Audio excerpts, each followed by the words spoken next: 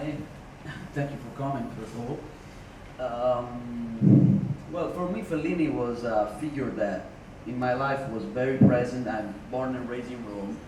I study art all of my life. I did artistic high school, which is connected with the Academy of Fine Arts, the old building. So my professors and their professors were friends of Fellini and people related with Fellini. So I never actually thought about my work being connected somehow with Fellini, but Marco was suggesting 2 points after actually he showed me the book, which I think I saw it when I was a kid, then never again. And so it was kind of a shocking experience to see it and to feel myself somehow related to. So there was a quote from Hitchcock saying that sometimes a director wake up in the middle of the night, write down a fantastic idea he had in a dream, then come back to sleep, and then wake up again the next morning and just read on a piece of paper, man meet woman, good. So it's a stupid idea. So sometimes in the dreams we have like something that seems really exciting, really powerful, but actually in fact it's a very simple thing. In the Book of Dreams happened actually completely the opposite. Every single drawing, every single page, which actually are a lot of drawings, lots of pages, are fantastic movie plots. So I haven't found one that couldn't be a fantastic Fellini movie. So this man was actually able to be so prolific that every single night for 30 years, something like that, he was actually dreaming movies. It's not easy. I have dreams, like every one of you, are mostly based by previous experiences that we have in life, connected somehow with some deeper experiences that shocked us from our childhood or whatever, but are not brilliant as that. Like some are very sexual, like let's say like most of them, large majority. Some others are not, are kind of brutal, like the death of some people that he knows, which is kind of incredible. The thing that I felt more than the actual movie plots, because when you make a photograph, that's no storytelling. I'm completely against the storytelling thing, at least about me and my work. I think photography is putting a whole movie inside a single frame. If you are not able to do that, it's a different kind of photography. It's a series of photographs, like you can see in a documentary or in a reportage, which you actually have to see different kinds of photos all together for have an idea of what actually happened. But there's not a single photograph that actually explains to you everything that happened. In great photographs, that actually happened. You don't need to see many. One is more than enough. You can look at one single photo of Cartier-Bresson or Walker Evans or many others, and you can watch it for a year and constantly finding new elements and new things that maybe even change your perspective about what actually is the meaning. And so photographs and movies are actually very different. Movies are more similar to a novel, and a photograph is more similar to a poem, which is more hermetic.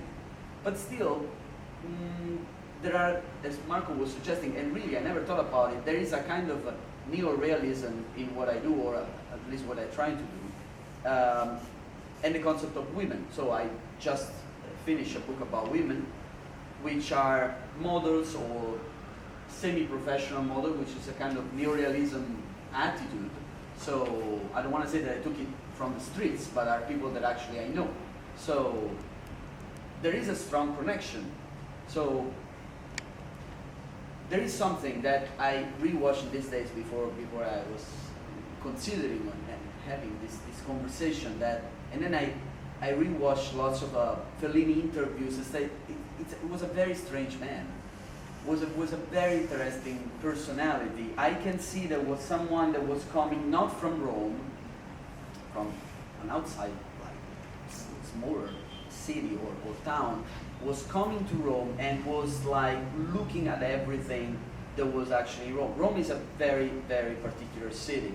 I have no idea how it was in that time, but in my time was Via Veneto or Cinecittà, the places that Fellini seems to favorite among the others. It's incredible. You have American tourists. You have Japanese tourists that are, you know, all coming for see something, for believing something that they, you know, they have lots of expectations about Rome. But Rome is an actual very kind of, there is a grit in Rome, there's dirtiness in Rome. It's not all like a postcard, like those Hollywood movies with Audrey Hepburn, of course. And today you have it in Woody Allen movies that looks like a postcard. And it's lovable, and of course if you come with that kind of attitude, you eventually you will see that somehow. But it's not all like that. And I think it's great in Fellini that you can actually see a more realistic side of Rome, more realistic side of the people of Rome. And I didn't know before I was actually thinking about it that my work is strictly related to it. And now I'm wondering in which way it will impact my future works, because that's a lot of fun. So when I start photography, and I was speaking with him about different kind of photography, I did a kind of reportage which is very similar to my latest book. This was 21 years ago, and was all the let's say dark or like heavy metalheads that live in Rome, one by one on a white background. They were coming to my studio and shoot one by one without any interaction, without any coordination, any expectation, and at least that's what we were trying to do. Which is funny because it's very Fellinian.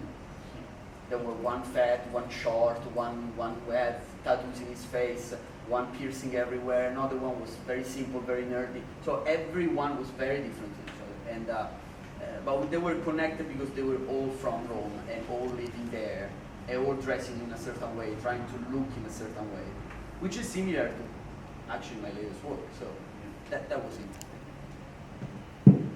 Yes, and I'm thinking about that your book is called, the title is Casting, and talking about Fellini in many interviews. For Fellini, the casting Remember a lot of things, and I don't know why. And when we had a kind of lunch break when I was at the Academy of Fine Art in Rome, we used to sit with my best friend, which is a sculptor. He was doing sculpting, I was doing painting, and we look at the people crossing the road of, it's the main street of Rome. But there were all sorts of people, and we will like say, oh, I would like to have that guy in bronze. So there is a kind of attitude that I think is, you know, it's a kind of Fellini having an open casting, and everybody can come in, and like an Andy Warhol screen test, basically. It's the same concept. Andy Warhol was a little bit joking about it. It was more like, you know, like, I want to make you famous because you want to be famous. It's not that. It's more that people that are already so perfect that you don't actually need any interaction. If you can actually just take people from the street that you select, or they come like that, it's already a movie. Face of a person is already a movie, in my opinion. So, yeah. Just one more thing I want to ask Mattia, but talking about your representation of women in a way, you look for something working with your models, with can you explain what I'm looking for? I have no idea, but it's very hard to find. So for this book, we were selected by like 72 final shots, or on over 12,000 shots. So when I saw that in a year and a half, almost 2 years, I shot 12,000 shots about the same thing, I said like, well, I'm never gonna get off this. Like, the editing will be like 6 months. And then eventually it was like 600, and then down. And I have to be honest, the editor of this book, the Cypress Publishing House in Siena, did a great job. And I was a little bit scared, because I shot some, which actually is what I wanted to do, and some others for please. Those were completely cut off. So when I saw the final selection, I said to the publisher, are you sure that people are gonna like it? Because it's really serious like this. It's kind of grim and gritty. It looks like an Abel Ferrara movie.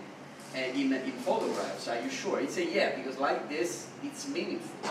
If you put just one that is not in this concept, you break the whole process and the meaning, it fell apart.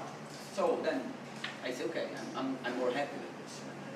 And you shown something not so usual in the fashion aesthetic, or yeah, I mean, well, this book come by my total disdain about the use of Photoshop and the lack of culture and visual culture behind advertising work that I've been doing for the last 10 years professionally. And so I always wanted to do real casting or anti-casting. So it's completely the opposite of a casting that you will do for advertising. And to take people because they have something to say, to take people and make photographs of people because they express something that could be painful or could be pleasant, but for sure that will set a kind of, print on the soul of who is going to watch it, instead of being just like a dream, but the year is a dream more like what the people wanted to be and wanted to believe in, which now is dictated by Instagram and things that I think have no visual culture at all, at least the 99% of it. And so to kind of like say there is, the Woody Allen way of saying things, which is for sure the most commercial, or Vacanze Romane, Roman Holidays, which is okay, it's a dream, perfect man, perfect motorcycle, perfect roads. There are no holes in those roads, in a movie, which actually there are in the real road.